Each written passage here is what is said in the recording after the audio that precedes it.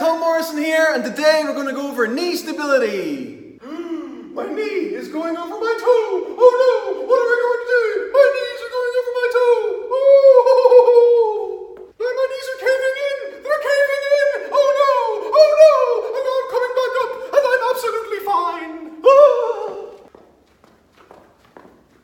So, knee stability is very easy to work on. Do not do those exercises straight away as they're more advanced, but here's how you work on them. And I'm sorry, it is so simple.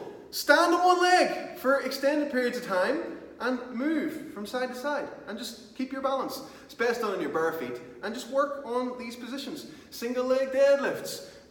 Just bend down a little bit and do that for extended periods of time. Try and build yourself up so you can cope with like 5 minutes on one leg and just move the other one around while you're at it. So stand on the one leg for extended periods of time, and that will start to build up the strength in your knees, but it also teaches your body. So I always like to say, when you fell over last time and stopped yourself, what muscles did you tell in what order to work to stop you from falling?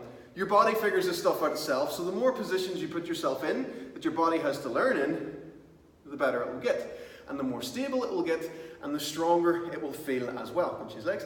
So, standing on this one leg for extended periods of time, like I said, you'll start to feel fatigued if you do it for long enough. It's not enough if you only do it for a couple of seconds. You gotta stay in the position for a nice long time and just move things around and make yourself wobble a little bit, okay?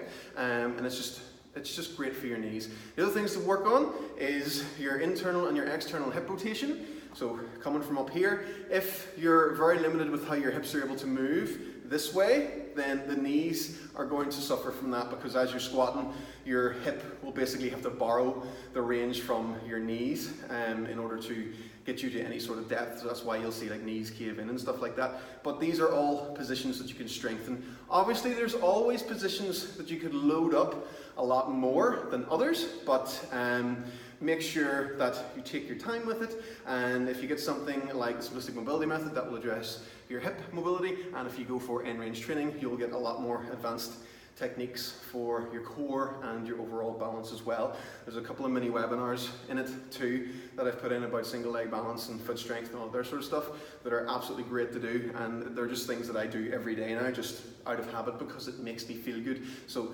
work on things like this as often as you can, and you'll find that your knee pain or your stability and all that other stuff just gets better. I'm sorry it's so simple, but it really is that simple. Extended periods of time with simple stuff gives you greater stability. Okay, guys?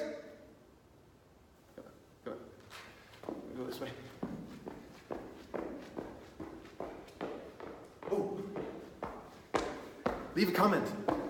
Say, hop to it.